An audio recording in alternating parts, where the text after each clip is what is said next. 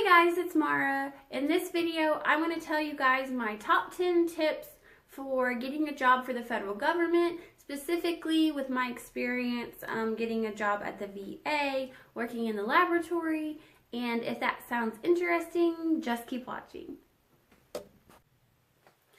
Okay, so my top 10 tips on how to get a job at the VA, the interview process and everything.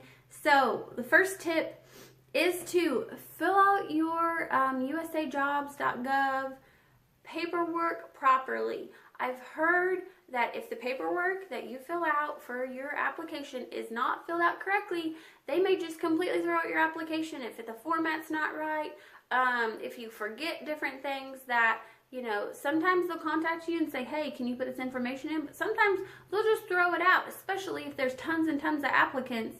They don't have time to deal with somebody who can't follow directions properly. So make sure you fill out that paperwork correctly. I would recommend having someone look over all your entries before you've submitted them, and to make sure, just have a fresh eyes look over everything, because I know when I was filling out all my paperwork, by the end I felt like I, entered some of the stuff in like 4 times and I was just tired of it. So don't give up. That's another thing. Don't give up. Keep going. It'll be worth it in the end, hopefully.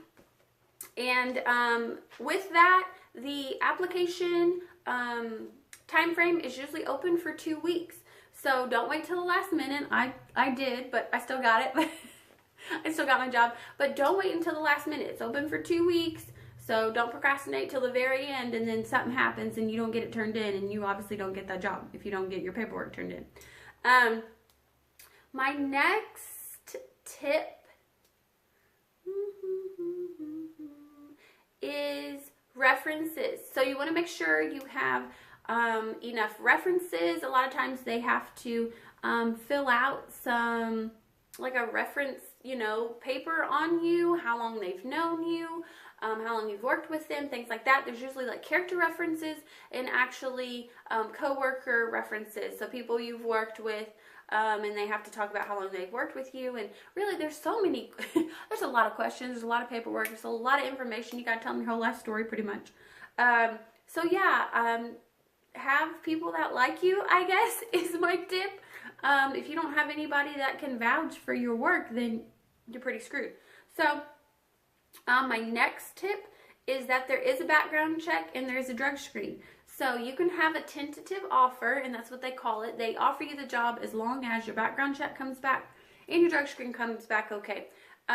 So, if you have something in your background check that's going to show up, sorry, you're probably not going to get the job. If you are on some kind of drugs, you don't pass your drug screen, you may tentatively get the job and then fail your drug screen. You're not going to get the job. So my next tip is to try again. So if you apply for a job and you don't get it, maybe you get an interview, but then do bad at the interview, you may not even get invited to do an interview. But just try again. There's usually a lot of jobs open. Depending on what your degree is, you may have the ability to, go into different sectors and things like that. And, that would be great, different opportunities if there's only, a couple jobs in a certain category, or only a couple slots. But you want to try again, vamp up your resume, ramp up. I don't know why I said vamp up. Ramp up your profile on USA Jobs. Ramp up your information. I think it looks good to have obviously experience. So if you need to work somewhere first to get some experience before you apply to your federal/government job, do that. I think experience is very helpful when applying. I don't know that a lot of times they want people straight out of school, but whatever. Next thing is be good at waiting. So you may apply, it may take like a month or 2 before you even hear about interviews. Don't think you didn't get it just because you don't hear anything. Sometimes it just takes a really long time. I applied in July. I did not start my job until January. So I'd say 6 months plus is pretty average, which is unfortunate. But one thing along with that, which would be my next tip, number 6, is go to a career fair. If they have some kind of open house, career fair, whatever they call it, at a federal location, especially I think it happens with places that are opening up new, so they're going to need a new influx of workers. Go to that. I found that those employees got through their process a lot quicker.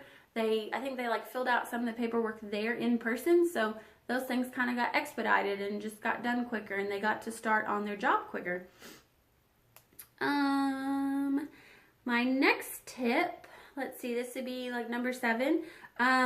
Practice your interview questions, or just practice an interview process. A lot of them are performance-based questions, and you might want to research what type of performance-based questions they would have specifically for the job you're trying to get.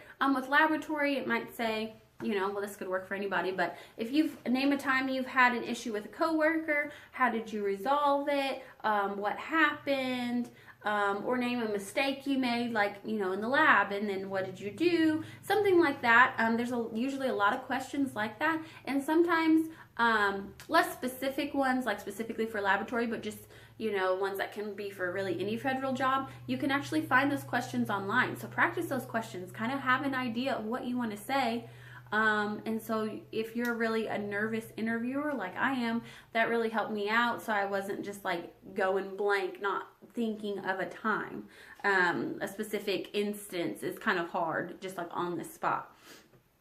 Let's see. Next is for the interview, dress appropriately. Don't show up to your interview looking like a hoochie mama, okay? Business, you want to have business attire on. Like a nice top, nice slacks. If you're in the lab, going for a lab job, wear some closed-toed shoes, especially if they're going to, give you a little tour of the lab. Usually they want to show you around, especially if they really like you and you think the interview went well. I had them kind of show me around the lab and meet people, which I thought was a really good sign, and apparently it was. I got the job. But, so wear closed-toed shoes. Don't wear some like little tank top thing. Wear, business casual, maybe a nice blazer, whatever, but don't go looking in like wearing jeans or shorts, or, just work appropriate. Okay. My next tip is to interview in person if you can. So, not always can you interview in person, maybe if you live too far away with your job, but really make an effort to interview in person. I think anybody who interviews in person will be able to convey their personality better. I think it'll just turn out better, that's my own opinion. But, over the phone, they can't really get vibes off of you. Well, I find it hard. My interview was actually, 2 people in person, like 3 people on the phone from other areas. So that was a little bit difficult. You couldn't really see how other people thought you were doing, except the 2 people in person. But, really, I think meeting in person really shows you're super interested. Like, if you're just on the phone, you're like, oh yeah, I kind of want this job. Like, go to that place, even if it is a little far, if you can, to really show that you're super interested in the job, and, tell them that, hey, I really want this job, whatever. The next tip is usually have to write KSAs. So KSAs are basically essays that used to be, you had to write them as part of your interview process. Like when you're filling out all your paperwork, you would have to fill out all these essays, which I think was a ton of work before you've even gotten the job. I mean, I think there's plenty of paperwork, plenty of work even before you get the job, but this in addition, I think I had each one was maybe almost a page, and I had 10, so I wrote a lot. But what they are is using your experience from previous jobs, and telling basically why you're qualified for this position from your previous experience. So, there may be specific questions about I'm saying specifically a lot. Like for the lab, how have you dealt with quality control or instrument issues or something like that. But it could be, for other jobs, it's going to say something different. But basically, you have to draw from your own experience, write these essays, and you have to turn them in before the committee meets to figure out your pay scale. So even though that's 10, I want to talk a little bit about pay scale. So you can find out what the pay grade is for each position. Like for a med tech, for the VA, they have usually a regular med tech, GS7, GS9. GS7s are straight out of school usually, or less than like 2 years experience. In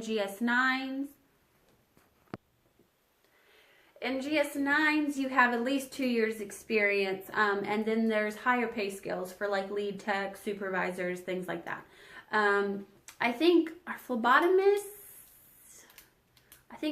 may be GS5, but don't quote me on that. So if you look up whatever kind of job it is, not even specifically lab, it usually has the pay scale. Like if you're GS7, it's this much, and then to GS9 this much. Also, on top of that, which most private sector people don't know how like pay scale works, there's steps. So based on your years of experience, also under your pay grade are pay steps. So usually the first year you go up a step, and then 2 years, or another year you go up a step, and then as the steps get higher, it's maybe after 3 years you go after another step, and that's when you're federally employed. So depending on how much experience you've had, you can be a certain pay grade and then a certain pay step on top of that. Which like I said, didn't know that before. And then another thing to affect your pay is pay locality. So that's based on where you are. So the state of Missouri has a pretty blanket pay locality no matter where you are, and that's the increase on top of that you get paid based on that pay grade, pay step, all that. However, if you live in a more populated areas, like the cities like Kansas City, St. Louis, for example, your pay locality is going to be even higher. So not only do you get the pay grade, you get the pay step, and then you get the locality pay on top of that. Or I think that's on your base, not your step, but I digress. There is a website, I don't know it off the top of my head, but you can go enter in your zip code, what your pay, like GS7 is, GS2, whatever, and then your step, and then you can figure out exactly how much you would get paid, your bi-weekly paycheck, and get that figured out, so you have an idea of how much you would get made. So thank you guys for watching. I hope these were helpful. If you have any more questions, feel free to comment down below. These are my opinions. These are not necessarily facts, but this is my experience I've had getting my job that I currently have. So yeah, comment down below if you have any questions. I will try to answer everybody's questions. Don't forget to subscribe to my channel. If you want to check out some of my other lab-related videos, that would be great. And I will see you guys in the next one. Bye.